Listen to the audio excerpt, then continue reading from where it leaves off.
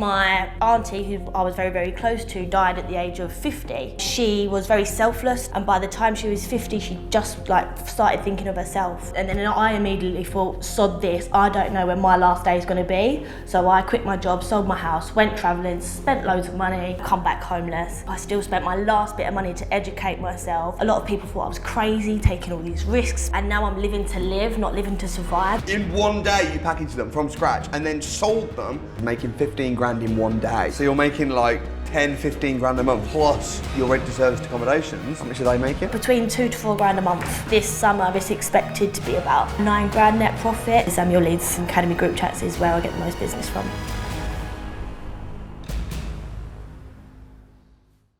Congratulations on your huge success. Thank you. I'm happy to be here. You're making crazy money now in property. Yes. What strategies are you using in property at the minute? How are you making all the money you're making? At the moment, I'm using rent to SAs. I've got 3 rent to SAs at the moment, as well as deal sourcing. So I'm selling on average around 3 to 5 deals a month. Nice. Deal sourcing. And how much are you charging for the average deal?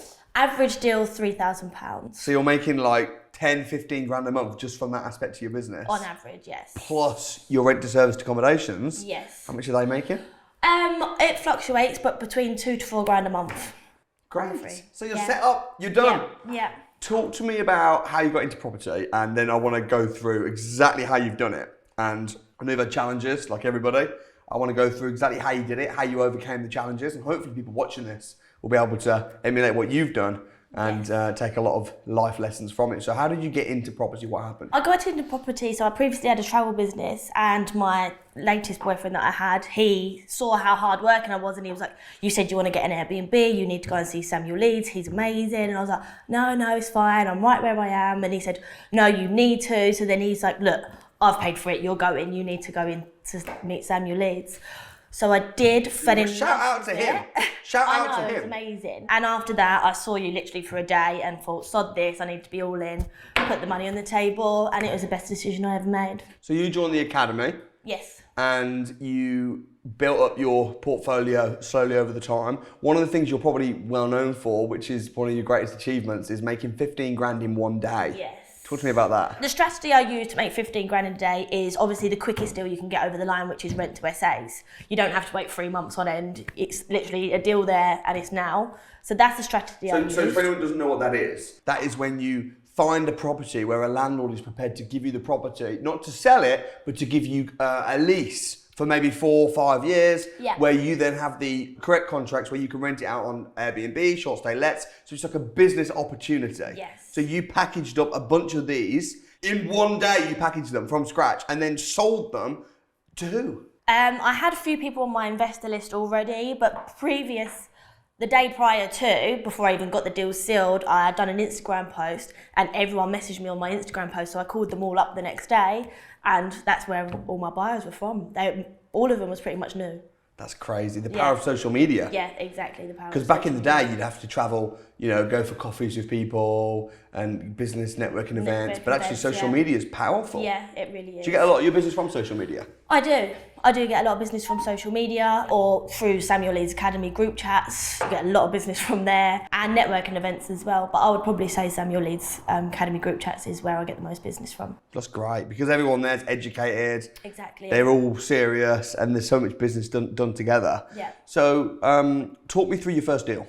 So I think the first deal I ever sold was a buy refurbished refinance to HMO in Hull. It was a 4-bedroom HMO that could be converted into 5 bedrooms. I did actually co-deal source it at the time because I didn't have any investors. And once I got that one over the line, I think I did that within 6 weeks of being in the academy after the deal finding extravaganza. And then I just fell in love with it from then on. I was like, right, I need to get more deals, I need to sell them on. That's amazing. An interesting thing as well, like when you started, I remember when you were in the academy, you didn't have a lot of money. No. How much did you have? After I paid for the academy, I had 6 grand in my savings. 6 grand, which is not bad. It's not shabby, but it's not enough to go and buy a house. No, definitely not. So talk me through some of the misconceptions, because I think a lot of people think that to get into property, you got to have, 50 grand, 60 grand as a deposit to buy a house. Yeah. What do you think about that?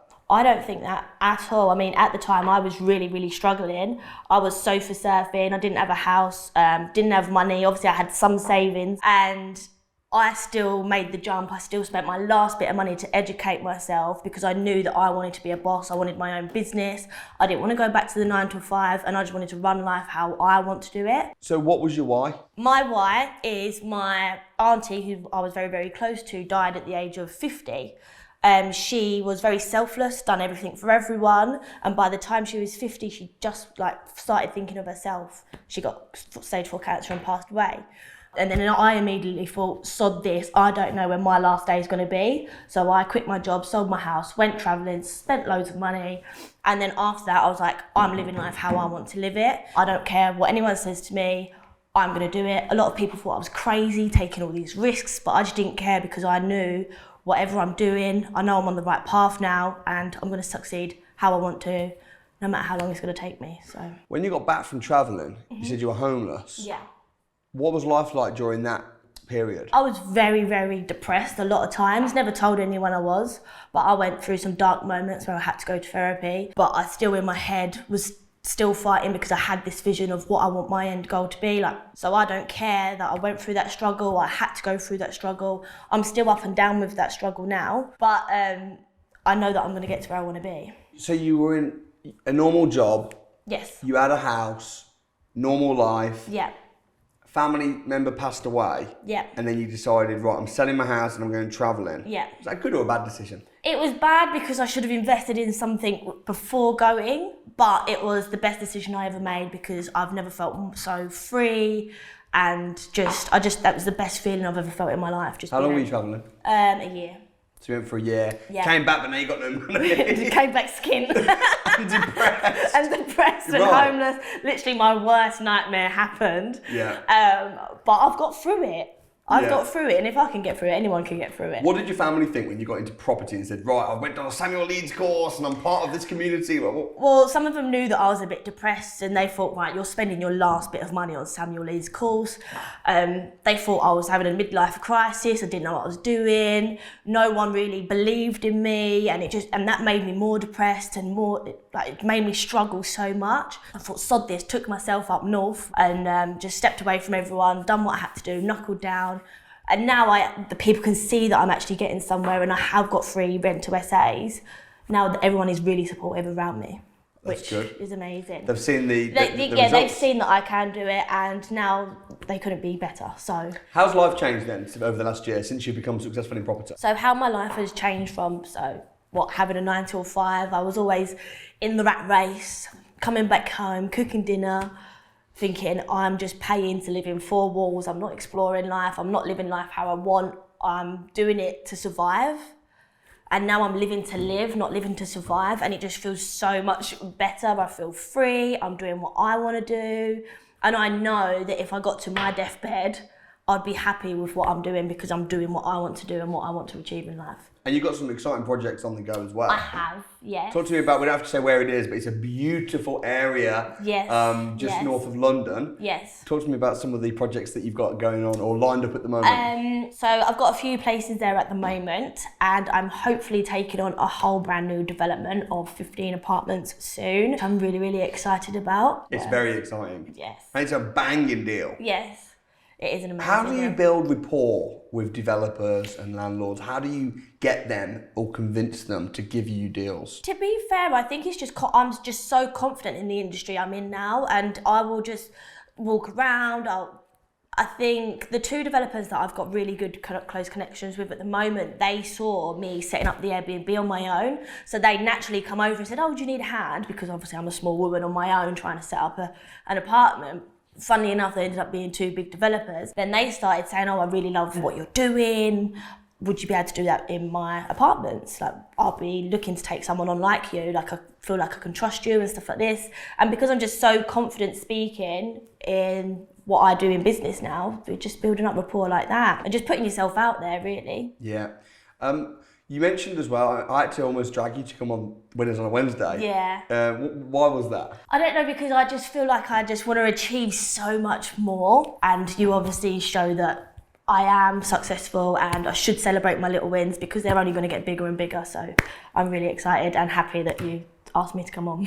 Talk to me about your experience on the academy and what it's been like over the last year or so. On the academy, it has been absolutely amazing. If I just done one course, there is no way that I would be able to get to where I am today. I don't know how people do, because I feel like being in the academy, being around inspirational people just helps you grow so much more. And the network that you get, you can have investors, you can get JV partners, and it's just, yeah. What will be your biggest life lesson or business advice that you would say to yourself from a couple of years ago when you were just getting into it? I would say stick to a property patch and stay with that patch. Don't go up and down the country. I did for a whole year, and I didn't know what I was doing. I was like, oh, developments, oh, commercial to residential, oh, BRR, oh, rent to SAs. And I'm like, my head didn't know where I was going. And then as soon as I got my first rent to SA, I was just like, right, this is my patch now, and I'm just going to grow in that area, and then hopefully I'm going to build more business there to combine my Airbnb business as well. And I feel so much better that I'm down south in one area. What are some of the skills that you need as a property entrepreneur in order to get deals over the line? You need training, definitely. There's too many people that has watched one Samuel Leeds video that think they are fully qualified, and they're really, really not. You really do need the training. And it's just confidence, just learning more, finding people that are better than you in the industry and building rapport with them. It's a big aspect to get you to where you need to be. So if you're with people that are higher up than you, you're forever going to learn off them, and it's going to help you grow. Yeah. What are your visions for the next 12 months then? Because you're doing deal selling, you're making like 10 grand plus, you're doing your rent to rents, you're financially independent there. Yeah. Like, what's next for Jodi? I want at least 10 more SAs, and then I do want to get on to buy-in SAs, and then my end vision is to do it overseas. So I want to get some SAs in Dubai. So that is my end goal. Do you know many people doing that? Because there's quite a lot of talk in the academy about, I'm doing this in Dubai, I've got this coming up in Dubai. I do know a couple of people that have done it. I know a lot of people with properties in Dubai. We actually have some properties in Dubai that we're selling at the moment. So eventually, when I can, I want to go over there as well, because it's a really, really good area for investments. How important do you think it is as well, environment? Because we were at the Accelerated Coaching Performance Program last week. Yeah, last week. And it was like, there was about, I don't know how many people, 25 people all around the room in one of my houses. And it's like, everybody's doing deals. Yeah. Literally, I don't think there was one person that wasn't making money. And it was quite normal. Oh, I'm making 10 grand, I'm making 20 grand a month, I'm making 30 grand a month. And it's like, wow. And I think if you're not doing deals, you almost feel like the odd one out. It's almost like positive peer pressure. Yeah. How important do you think that aspect is in order to being successful, being around other people that are winning? I think it's so important. Like, I was there and there was so many people doing a lot better than me, but I just found it so inspiring. I'm like, right, I want to be like you. I want to be like you. I'm never jealous of someone doing better than me. I always find them as someone that can teach me, or they would inspire me to think, right, if they can do it, I can definitely get that far. Yeah. And being in that environment this week was just incredible, and we get to be close together and hopefully help each other grow. Your first deal that was buy, refurbish, refinance to HMO in Grimsby. It's interesting because you're using a lot of different strategies. You use, linking buy, refurbish to HMO, rent to rent, service to accommodation, all these different strategies that are linking. What is it about you as a deal source that you think is different to other people? Why do you think people come to you for deals? What's your unique selling point? I suppose I'm very thorough in the work that I carry out. I make investors feel comfortable with the investments they're going to be invested in. Because there's a lot of people out there that think, oh, you can only get capital gains, and you show them that no, you can get a lot of cash flow as well from properties. And obviously I've got properties myself, and when people see that I've got properties myself, that shows, she must know what she's doing, I want to get involved with her. And a lot of people have, once I show that the rent to SAs that I've put up, for example, everyone's now, right, I want you to help me grow. And a lot of people want to joint venture with me as well. That's great. Success breeds more success, doesn't it? Yeah, it really does. And some of your rent to rents are absolutely popping. What have been some of your best months with some of the properties? My best months, maybe with one of them, it was £4,000 net profit just from one property. From one property? Yeah, damn. But this summer, it's expected to be about £8,000, £9,000 net profit, especially with some events that are coming up.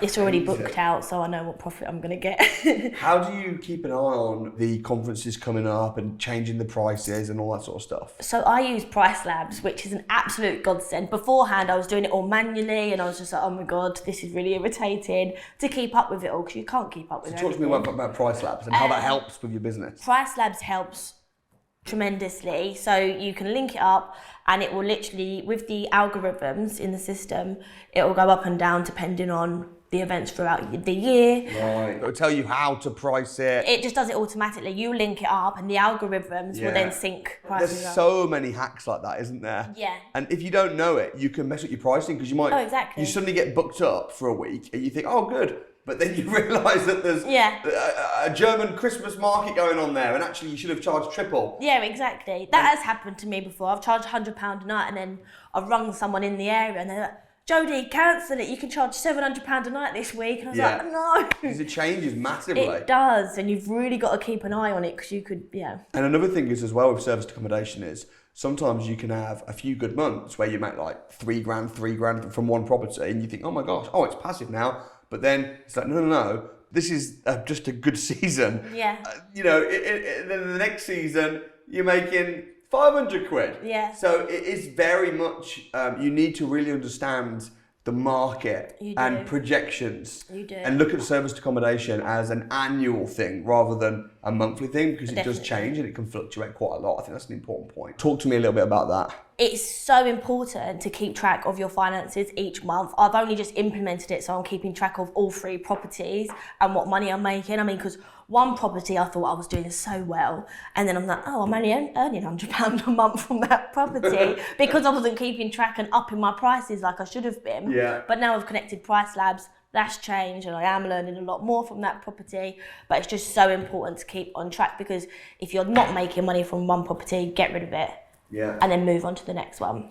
Yeah, exactly. And it's a constant checking the KPIs. What would be your greatest piece of advice for somebody watching this that's wanting to become financially free like yourself in property? I would say 100% get the training immediately. I wouldn't have been able to do what I'm doing now without your training. So if you are looking to get the skills and be a property entrepreneur, you need to be trained. I would agree. People sometimes, they're not prepared to invest even £1 in themselves. No. They're not prepared to put a day aside learning, but they want to reap all the benefits. Yeah. But you've got to invest in yourself. You have. Even if it's just £1, come to a crash course, have your eyes opened. Exactly. But like you say, if you don't pay, you don't pay attention. Yeah. And that's so true. I've been on courses before that have been nothing and I don't pay attention because I didn't pay for it. But because I paid for this, I was like, I need to be successful because I need to get my money back. Everybody, and also everybody in the room Yeah. is like, I paid thousands for this. Yeah. But when you've got a group of people that are all like, this has to work. Yeah. And then you've got good teachers like myself and mentors going, let's make this work. Yeah. It's the ingredients for success. Exactly. Because it goes back to environment. Exactly. So that's awesome. Well, Jodi, massive congratulations on your success. Thank you. And I look forward, I know this is just the beginning. So I look forward to seeing what is. you will continue to achieve. And thanks for coming on the show. Thank you very much.